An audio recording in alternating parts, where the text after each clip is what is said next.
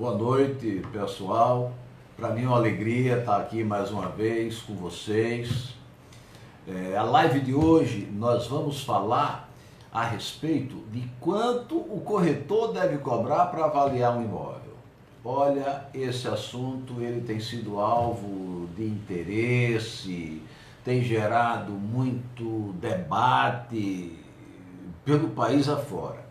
Realmente é uma coisa muito interessante, é um assunto bem contemporâneo e que eu tive o cuidado de, antes de fazermos a live, procurar ver dos colegas, dos grupos que participam, quais as principais dúvidas, o que é que eles gostariam mais de saber, de maneira tal que a gente pudesse hoje aqui falar um a um as maiores dúvidas, os maiores anseios de cada um, né? Então aqui eu elenquei 7 pontos e são esses 7 pontos que eu vou procurar me ater na live de hoje, né? O primeiro é o seguinte: muita gente tem confundido avaliação com captação. São coisas totalmente distintas.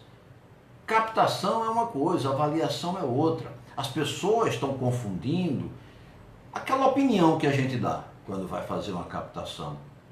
Vai até o imóvel, olha o imóvel e diz lá para o cliente: olha, esse seu imóvel aqui vale em torno de 500 mil reais. Isso não é uma avaliação. Isso é uma mera opinião que se faz necessário para que haja um entendimento com o cliente antes de se assinar o contrato de corretagem. Precisa que se combine um valor. Então, essa mera opinião verbal do corretor não é uma avaliação. É uma mera opinião que ocorre quando o profissional está captando o imóvel, seja para alugar, seja para vender. Então, não se confunde captação com avaliação. Isso aí eu já vi pessoas insinuando que deveriam cobrar na hora que vão captar um imóvel pela mera opinião do valor que dão. Então, isso aí realmente não tem nada a ver. Avaliação é uma coisa, captação de imóveis é outra coisa. Outro ponto também é com relação assim à tabela de honorários. Eu vejo muito frequentemente colegas perguntaram: olha, tem tabela de honorários para cobrança de avaliação? Quanto é? Onde é que a gente encontra essa tabela? Veja, o CAD, ele, juntamente com o COFES, firmaram um termo, há alguns meses atrás, tornando as tabelas de honorário meramente exemplificativas, sugestivas, vamos dizer assim. Então, são meras sugestões. Hoje, os conselhos, eles não podem mais cobrar o cumprimento da tabela. No final das contas, isso não trouxe nenhum prejuízo para nós, corretores de imóveis, muito menos para nós, avaliadores de imóveis. Por quê? Porque a tabela, ela sempre se viu para dar uma ideia, dar um norte de quanto a gente deve cobrar, quanto valorizar, valorar, vamos dizer assim, o nosso trabalho. Enfim, então o que é que acontece? Não existe uma tabela específica que você possa chegar e dizer: olha, a tabela do Cresce São Paulo é uma boa tabela, a tabela do Cresce do Paraná é uma boa tabela. Porém, é meramente para servir como uma referência. A tabela é referencial. Aí vem a pergunta que não cala pelos 4 cantos: e quanto a gente deve cobrar para avaliar um imóvel? Depende do imóvel. Depende de uma série de fatores. Quando a gente pensa em avaliar um imóvel, quando a gente vai apresentar os honorários, a gente precisa, primeiro, saber o tipo do imóvel que nós vamos avaliar. Se é um apartamento, uma casa, um terreno, uma gleba urbanizável, um imóvel rural, por exemplo, enfim. Primeiro, a gente precisa saber qual é o tipo do imóvel. Segundo, quanto mais ou menos vale esse imóvel, a gente tem uma ideia aproximada, assim, olha, esse imóvel aqui vale 500 mil, vale 1 milhão, vale 2, porque o valor do imóvel também influi no valor dos honorários que nós vamos cobrar. E terceiro, a complexidade do trabalho. Um imóvel, às vezes, de 300 mil reais, por exemplo, ele pode ser muito mais difícil de avaliar do que um outro de 2 milhões. Porque aquele de 2 milhões está numa região que tem muitas amostras, tem muitos dados. Fica fácil de a gente, consequentemente, fazer a comparação, usar o método comparativo, por exemplo. Ocorre também de você ir avaliar um imóvel, uma casa, uma pequena casa, por exemplo, e você não ter amostras ali naquela região. Apesar de ser um imóvel de um valor modesto, mas é um imóvel que um tanto complexo de a gente avaliar. Então, o valor do imóvel influi, porém, a complexidade do trabalho é que vai efetivamente definir quanto é que a gente deve cobrar. E tem um outro ponto, um outro elemento que eu costumo dizer assim, que a gente não pode desprezar. É algo de foro íntimo.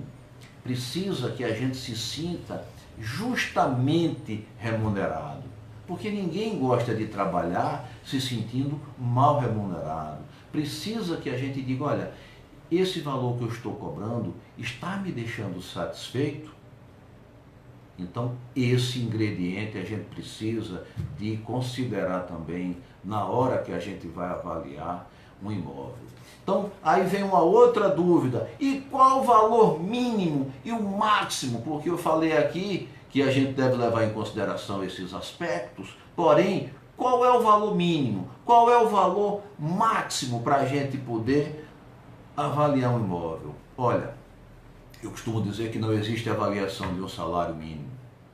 Quando eu ouço alguém dizer que cobrou um salário mínimo para avaliar um imóvel, a primeira impressão que eu tenho é a seguinte: essa pessoa não sabe nada de avaliação, essa pessoa tem muito o que aprender ainda, porque o profissional que não aprendeu a cobrar honorários corretamente tem muita coisa para aprender, porque a cobrança dos honorários, dos justos honorários, influi diretamente na imagem do profissional.